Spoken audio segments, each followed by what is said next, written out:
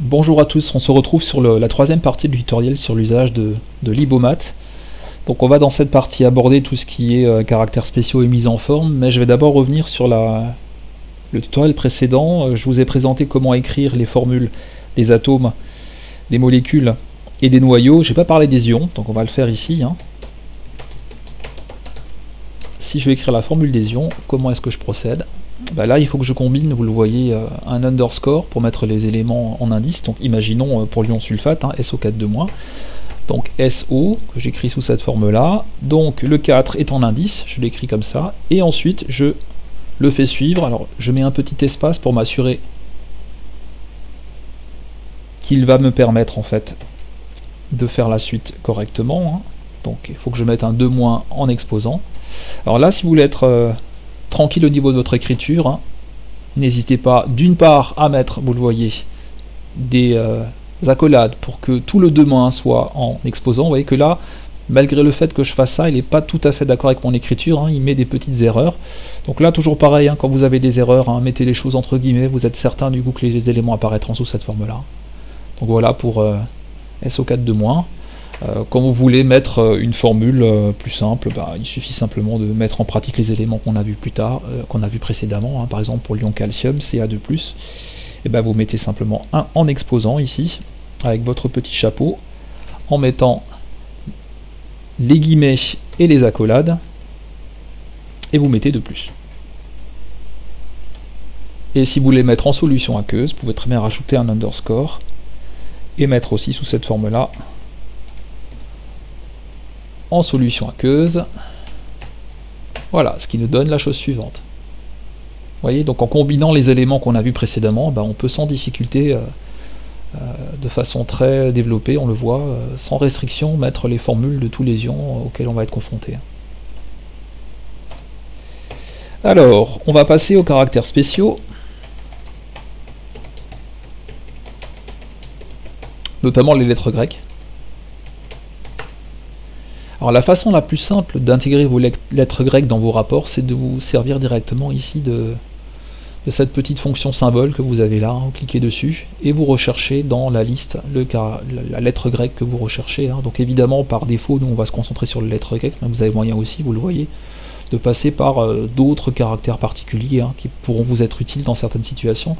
Nous, ils ne nous serviront pas, donc on va se concentrer sur les lettres grecques. Imaginons par exemple que je vais écrire un pi. Et je fais comme ça.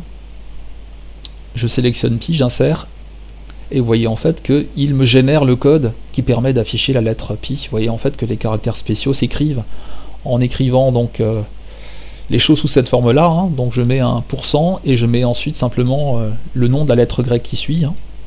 Donc ça me donne pi. Je peux faire la même chose avec d'autres lettres grecques. Si je vais faire par exemple un delta, imaginons que je fasse les choses comme ça, pareil. Delta, il me fait un delta. Si je veux utiliser ces lettres grecques sous forme majuscule, il suffit simplement, quand j'écris le nom de la lettre, imaginons que je vais faire un delta majuscule, un delta qui nous sert notamment pour faire les variations, je parle aux élèves de première et de terminale, quand vous écrivez des variations d'énergie ou des variations de vitesse, vous passez par l'écriture delta, et là en fait on fait pareil, ça sera un delta majuscule, donc vous écrivez delta en lettres majuscules, et il vous crée le symbole delta majuscule. Voilà.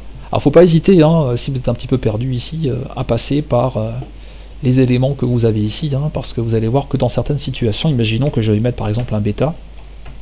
Donc je vais rajouter un bêta, donc qu'est-ce que je fais? J'écris, comme on l'a vu tout à l'heure, je mets le %, et puis j'écris bêta. Et puis là, vous voyez que ça marche pas. Ça marche pas parce qu'en réalité, bêta s'écrit avec un accent circonflexe sur le E. Ce que tout le monde ne sait pas forcément. Et là, on voit que si vous écrivez les choses correctement, il vous le retrouve.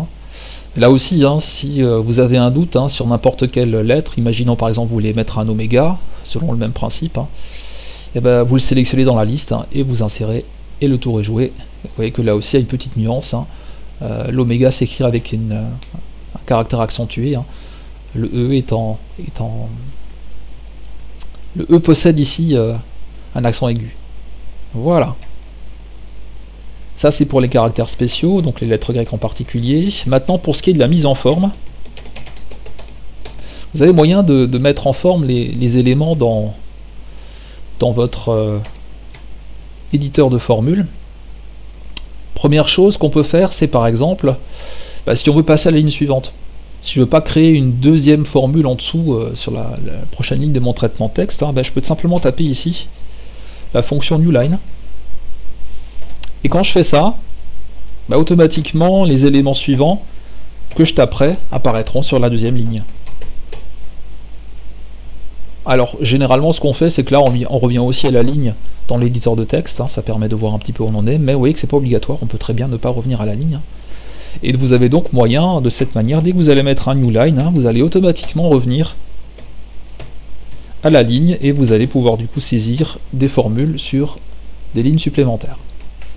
Ça c'est le premier élément. Donc très facile à faire, on tape simplement le code newLine. Ensuite, vous avez moyen aussi donc de mettre en forme vos caractères. Par exemple, si vous voulez écrire un résultat, par exemple, vous écrivez comme résultat A égale 15 cm, imaginons que ce soit votre résultat, vous pouvez avec un bold ici, en le mettant ici devant le 15 cm, donc bold ça veut dire en caractère gras en anglais, vous voyez, ça vous permet en fait, toujours en mettant le système des accolades, le 15 cm entre accolades, vous voyez que automatiquement il vous le met en caractère gras. Vous avez moyen aussi, si vous le désirez, de changer la couleur de votre texte. Donc là, on peut très bien aussi mettre une balise color. Par exemple, vous tapez la couleur, donc toujours en langue anglaise évidemment.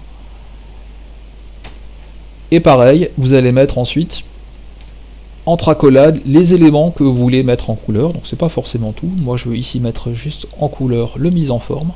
Ça me donne la chose suivante, donc la mise en forme est mise en rouge, et la suite qui n'est pas ici entre accolades, il reste sous sa coloration habituelle par défaut, qui est le noir, mais je peux très bien aussi poursuivre ici,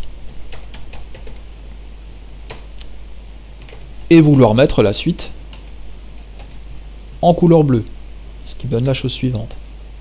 Voilà, ça permet, on le voit donc, de combiner à la fois des éléments de mise en forme, comme les caractères gras par exemple, et aussi donc on le voit des éléments de mise en couleur.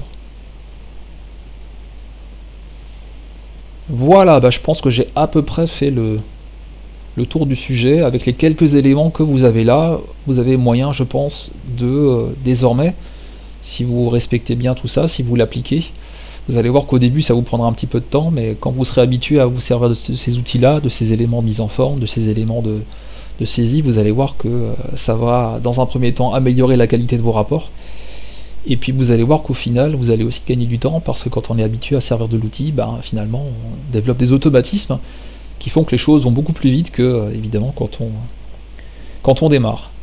Simple petite précision qui vous permettra d'aller un peu plus loin avec l'outil, quand vous allez faire un clic droit ici dans l'éditeur de formules, vous avez, vous le voyez, un menu qui vous permet en fait d'intégrer n'importe quel élément de mise en forme parmi tous ceux qui existent. Vous voyez qu'il y en a toute une tonne, donc on en a vu nous quelques-uns juste, mais si vous en cherchez un autre qui n'a pas été traité dans le tutoriel, il suffit simplement d'aller regarder et de tester. Par exemple le sum ici il est intéressant parce que celui-là vous le connaissez. Par exemple, je sais pas moi, théorème de l'énergie cinétique, tiens, on va le mettre en forme celui-là. Ça concerne les élèves de première, spécialité physique-chimie. Donc le théorème de l'énergie cinétique, on peut très bien l'écrire sous cette forme-là.